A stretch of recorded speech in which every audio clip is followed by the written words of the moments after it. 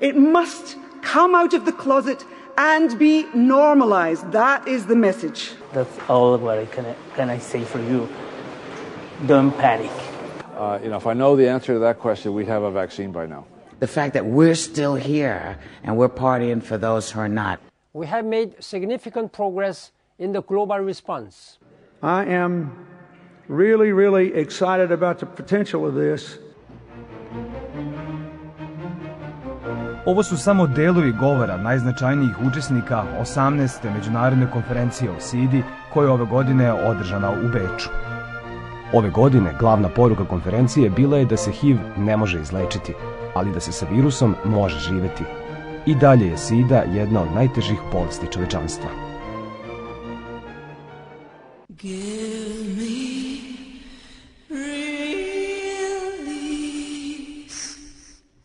Nakon 30 godina bitke, umesto dobrih vesti koje svi iščekuju, tišina.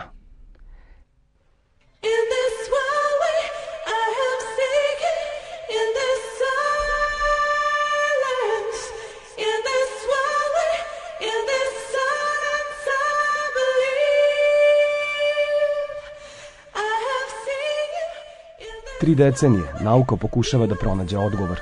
Isto toliko društvo pokušava da sanira posledice koje ova bolest ostavlja širom planete.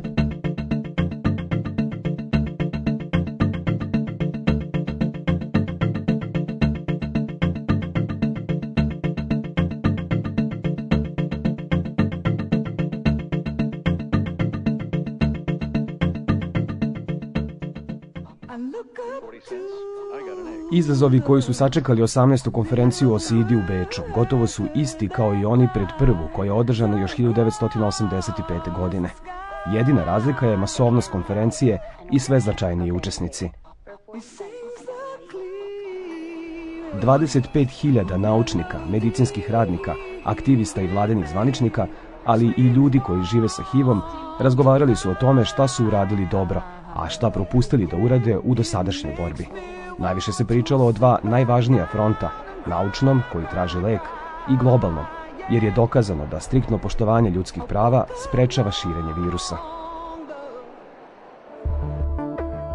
33,5 miliona osoba koje žive sa HIV-om svakoga dana se bude sa nadom da će čuti da je u lečenju došlo do revolucionarnog pomaka. Do tog dana svako od njih morao je da pronađe novu snagu da nastavi život na potpuno drugačiji način, sa novom strašću. Es mi pasión. Esa es mi pasión. La música. Mi pasión es mucho mi familia, disfruto estar en unión. Mis pasiones son nadar en el mar porque me dan ganas siempre. Hay una gran diferencia generacional en la situación de que yo vivo con el virus desde siempre. A los 6 años me empecé a medicar y hasta ahora que tengo 20 años me sigo medicando y viví todo de una manera diferente. Viví mi sexualidad ya teniendo el virus desde adolescente, donde nace toda esta cuestión de vivir la sexualidad. Ya tenía esa cuestión del problema social del VIH en mi cabeza. Al VIH, entonces lo que debo de hacer es vivir cada día lo más pleno que pueda, lo más optimista que pueda, aunque esté desanimado, pero saber de que vale la pena vivir ese día. No tengo por qué quedarme en la cama tirado. Uno decide, bueno, va conociendo a una persona.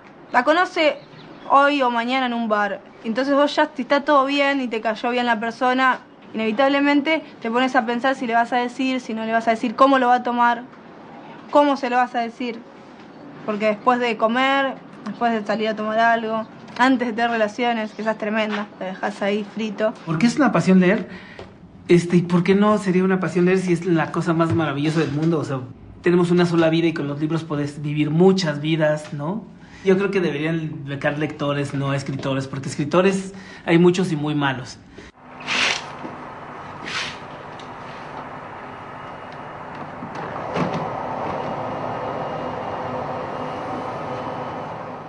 I thought that I would die because Mislio sam da ću umreti, jer nisam znao da postoje lekovi za HIV. There are medicines for HIV, and you can. Možete se vratiti životu, možete živeti, raditi i voleti. Možete raditi razne stvari kao i svaka druga osoba. a lot of things, like any other persons. Roberto živi u Mexico Cityu i radi kao novinar. I could not work due my Nisam mogao da radim zbog mog zdravstvenog stanja. Nisam bio dobro i nisam mogao da radim. Ali zapravo nisam imao nekih problema zato što sam HIV pozitivan. I had no problems. Već 5 godina Robertov život je drugačiji. Život sa HIV-om naterao ga je da promeni svoje navike. Okay, this is my medication for every day. 2 pills in the morning. Ovo su moji lekovi za svaki dan. 2 pilule ujutro i uveče. Ovo je Kaletra, ovo je Truvala. Ovi lekovi se koriste i u Evropi. These drugs in Europe. And this is A ovo su nutricionistički suplementi jer ja vežbam i pokušavam da džogiram 5 km dnevno. I try to do jogging 5 km daily. Not really, but I'm a little healthier than Ništa before. zapravo, samo što sam sada malo zdraviji nego pre. Jer neću da umrem. Znate, ja moram da budem zdrav. To osoba sa HIV-om mora da bude. Zdrava, da pazi na ishranu, da vežba. Brine o ličnom i seksualnom zdravlju. Sada sam svesniji rizika i brinem o sebi. Pored toga što je bio veoma bolestan, jedan je od retkih koga su zaobišli drugi problemi koje nosi HIV. Potpuna odbačenost u društvu, porodici. My lovely family. Moja divna familija. Oni su divni, veoma mi pomažu. Imam divnu familiju. Kada sam im rekao da sam pozitivan, rekli su, ne brini, bit ćeš dobro. To je sve. Kada se virus pojavio još 1979. godine, bio je misterija. 3 godine je trajala tiha faza HIV-a, kada niko nije bio svestan da između neobičnih smrti nekih ljudi ima ikakve veze. Virus je slobodno kružio planetom i tiho se širio. 15 godina je prošlo, sve dok 1996. godine nije objavljeno da je pronađena antiretroviralna terapija, koja je bila revolucija u odnosu medicine prema HIV-u. Od tog trenutka počinje nova era. Danas je HIV i dalje neizlečiv, ali se više ne smatra obavezno smrtonosnom, već pre hroničnom bolešću. Ako se otkrije na vreme i krene se sa terapijom, osoba može da živi sa HIV-om i do 40 godina. Ali o konačnom leku priča se sve tiše. Ono što treba da uradimo je da sakupimo mlade naučnike i objasnimo im koliko znamo, a koliko ne znamo.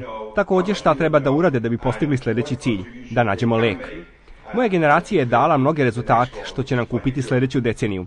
Ali da bi završili posao, zaista ga završili, potrebno nam je lek, ili vakcina ili oboje. Danas ne možemo čekati da se to dogodi jer epidemija raste. Najkraće rečeno, imamo rezultate, ali treba još rada. Sadašnja generacija naučnika veoma je napredovala u pronalasku vakcine protiv HIV-a. Ovo je veoma uzbudljiv period za nas koji se bavimo istraživanjem vakcine protiv HIV-a. Prolazili smo kroz težak period, ali sada imamo veoma uzbudljive rezultate. Klinički rezultati i osnovni laborikal rezultati koji su otvorili jedan novi optimizam u ovom polju. Mislim da se svi slažu da je ovo nova era u istraživanju vakcine protiv HIV-a jer je došlo do rapidnog progresa. 27 godina naučnici pokušavaju da pronađu vakcinu protiv HIV-a.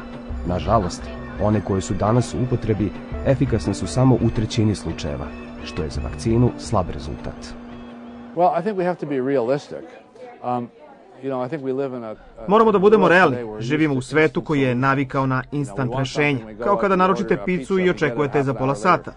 Moramo da se naviknemo na ideju da je ovo težak problem. Težak naučni, biološki i ljudski problem i da je potrebno vremena da razvijemo vakcinu.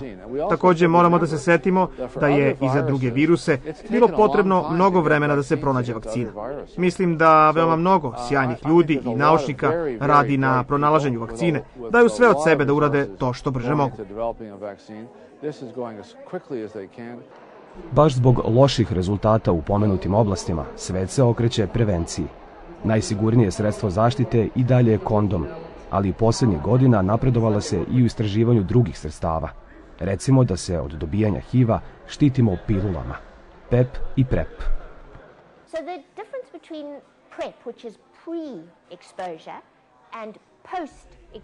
To je tačno ono što kažu reči. Prije kada uzimate pilule svaki dan. Kada, na primjer, očekujete da vidite sebe, znate, odete u klub uveče i možda se izložite riziku. Pre toga uzmete pilulu. Post-exposure je suprotno. Uboli ste se iglom ili vam je pukao kondom ili ste imali seks za jednu noć sa osobom za koju niste znali da je HIV pozitivna. A ona vas nazove ujutro i kaže, ja imam HIV. Vi ćete otići na kliniku i uzeti terapiju. Također je antiviralna.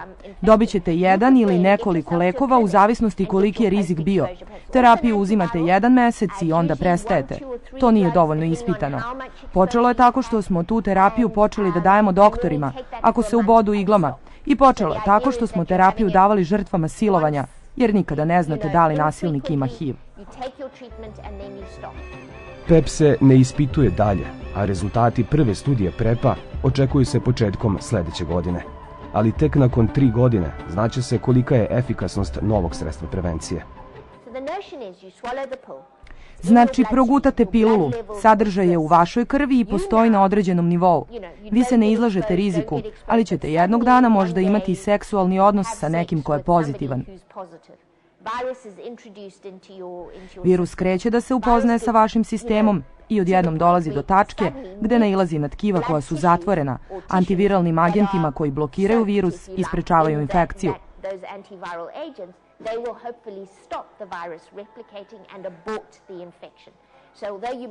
Dakle, to je pokušaj još jednog načina prevencije, jednostavno poređenje. Vaši ženski gledaoci će ovo vrlo jednostavno razumeti, isto je kao kontracepcija. Uzmete pilulu svaki dan i to sprečava trudnoću. Isti je koncept. Iako postoji terapija, zbog nedostatka sredstava, veliki broj osoba koje žive sa HIV-om nema mogućnost da je prima. Usledio je novi izazov – obezbediti pristup terapiji svim obolelima na planeti. Iako je sada mnogo jeftinija nego ranije, daleko od toga da je pristupačna. Sa ovogodišnje konferencije poslata je jedinstvena poruka svim vladama sveta da izdvajaju više novca iz budžeta za borbu protiv ove opake bolesti i na taj način deluju preventivno kada je reč o njenom širenju. Primere radi, austrijska vlada je od 2002. do sada izdvojila oko 1 milion evra za borbu protiv HIV-a, a grad Beč će samo od ovog događaja inkasirati više od 45 miliona evra. Iako je 2010. godina označena kao trenutak kad će svi imati pristup terapiji, to se nije dogodilo. Ovo je, pored traganja za lekom i vakcinom, najveći izazov koji je sačekao učesnike 18. međunarodne konferencije u Beču.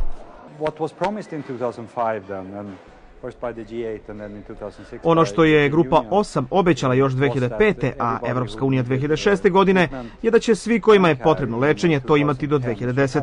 U to vreme govorili smo od 7-8 miliona ljudi. To se nije dogodilo. Uradili su dobar posao, jer se u svetu trenutno leči 5 miliona ljudi.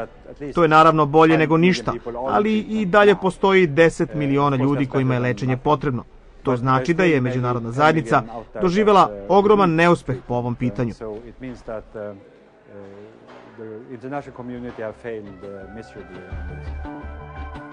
Novi izazov je da do 2015. godine svi inficirani dobiju redovnu terapiju. Kod osoba koje primaju terapiju, nivo virusa suviše je nizak da bi inficirali druge, tako da bi to bio najefikasniji način da se virus delimično iskorijeni. Nedostaje samo novac, a u ekonomskoj krizi nedostaje još više. Ovogodišnja tema konferencije Prava sada, prava odmah podsjeća nas na to da zdravstvena nega mora da bude jednaka za sve, ali nije. Iako se suočavamo sa ekonomskom krizom koja je u toku, to je izgovor da trčimo napred za sve nas. Problem koji najviše zabrinjava i mene i sve one koji se bave SIDom je da su sredstva koja su izdvajana za borbu protiv HIV-a sada smanjena. Postoje zemlje koje smanjuju sredstva, a postoje zemlje koje skromno povećavaju ta sredstva. Tako da na globalnom nivou postoji disbalans. Iduće godine ukupan broj sredstava će biti samo malo povećan. Pošto nemamo lek, potrebno je da ljudi dobijaju terapiju. Broj osoba koje žive sa HIV-om se povećava i potrebno je više lekova, a novčana sredstva se smanjuju.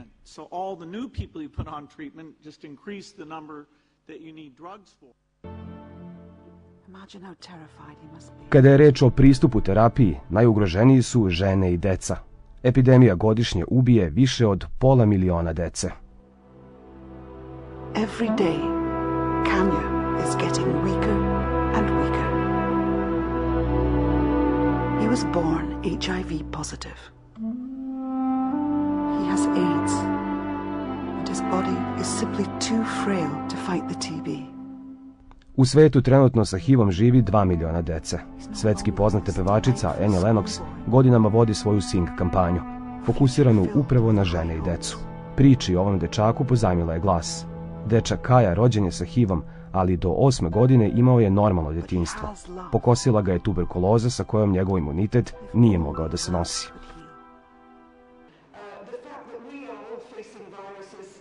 Činjenica je da smo izloženi raznim virusima, ptičji grip, svinjski, bolest ludih krava. Kada kažemo mi, mislim na ljude koji žive u zapadnim zemljama. Mi se uspaničimo. Naslovne strane svih časopisa su prepune toga.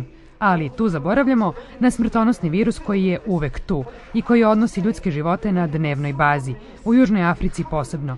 Oko 1000 ljudi umire svaki dan. Ja sam svedok, sve sam to videla. Šetala sam po grobljima, između otvorenih grobnica koje čekaju da prime tela male dece. Uglavnom dece i žena. U Južnoj Africi postoji 12 miliona siročadi koji su direktno izloženi riziku od dobijanja HIV-a. Zašto ne govorimo o tome? Zašto ne pokrivamo tu temu? Da li žene imaju prava na lečenje? Da li njihova deca imaju prava na lečenje ili ne? Da li ta majka i dete imaju prava da žive zajedno? Tragično je kako etički i moralno odgovaramo na zdravstvenu negu u svetu. I zato je na ovoj konferenciji akcenat na ljudskim pravima. Koncentrišemo se na problem HIV-a i SIDE kao problem ljudskih prava.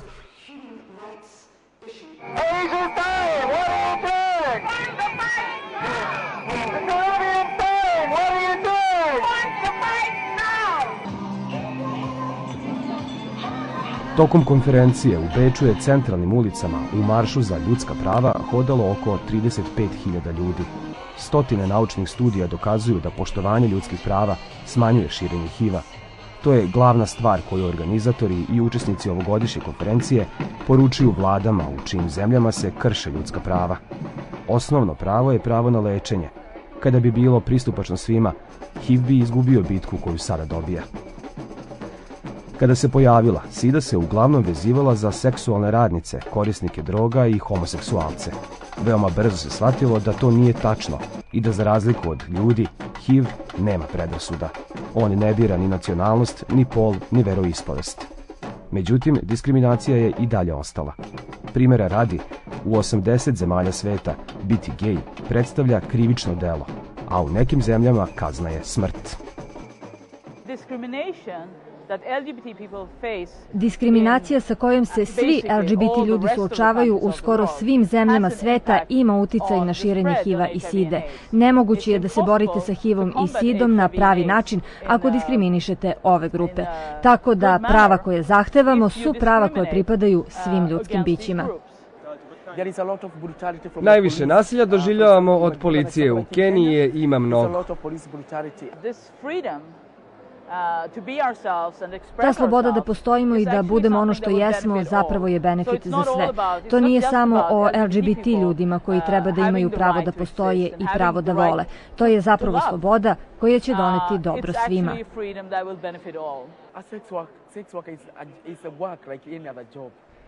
Seksualni rad je rad kao i svaki drugi. Kako si ti odlučio da postaneš novinar? To je bio tvoj izbor, zar ne? Ovo je moj izbor. Ovo je moj život. To sam izabrao da radim. To mi donosi novac baš kao što i ti imaš mesečnu platu i ono što radiš sa njom je tvoja stvar.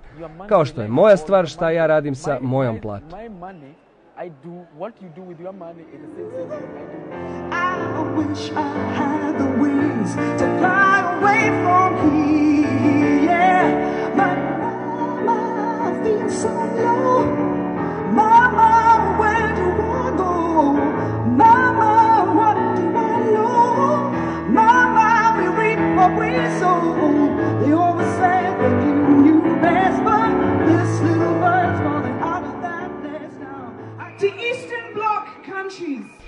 Zemljama istočnog bloka poručujemo, 1,5 milion vaših ljudi živi sa HIV-om.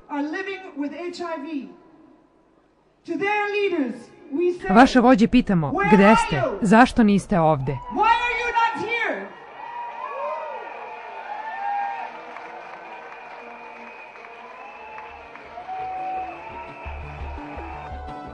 Iako je najveći broj osoba koje žive sa HIV-om trenutno u Africi, čak 70%, epidemija se širi alarmantnim tempom u istočnoevropskim i centralnoazijskim zemljama.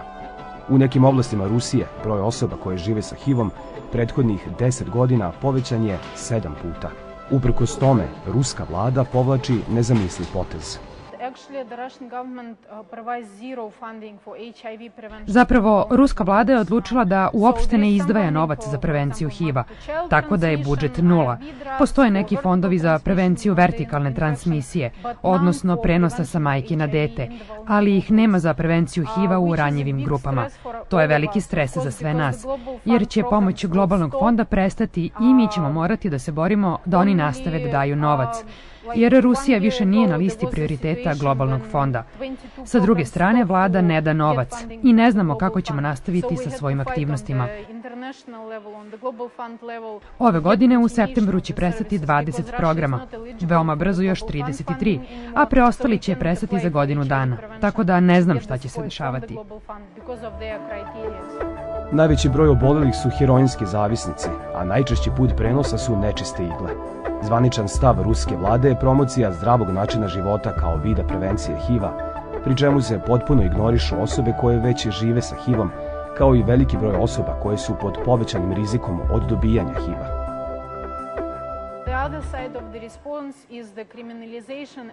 A druga strana odgovora vlade je kriminalizacija i represije nad korisnicima droga, kao i promocija rata protiv korisnika droga u zemlji. Mislim da je svaki drugi muškarac koji je korisnik droga bio u zatvoru, a u zatvorima je još gora situacija kada je reč o zdravlju. Tamo veoma lako možete da dobijete HIV ili tuberkulozu, a posle nemaju odgovarajuće lečenje u zatvorima. Zatim, kada izađu iz zatvora, još bolesniji ponovo počinju da koriste droge, tako da zatvori ne rešavaju problem.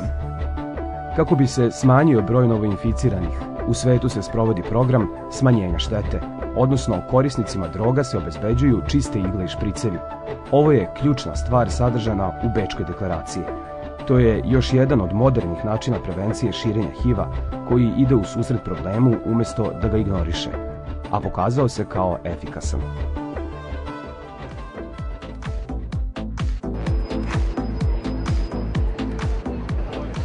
Ovo je Bal za život, najveća dobrotvorna manifestacija u svetu koja podržava osobe koje žive sa HIV-om.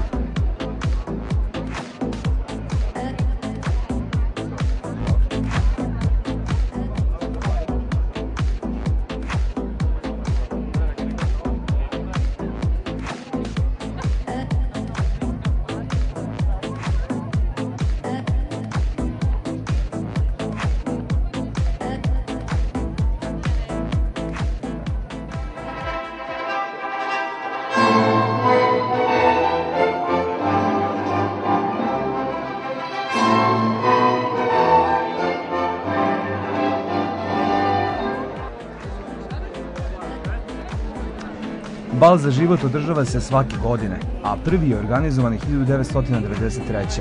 Broj karata je ograničen, a ove godine minimalna cena je iznosila 150 evra. Samo na ovom balu je sakupljeno $1 milion za istraživanje HIV-a.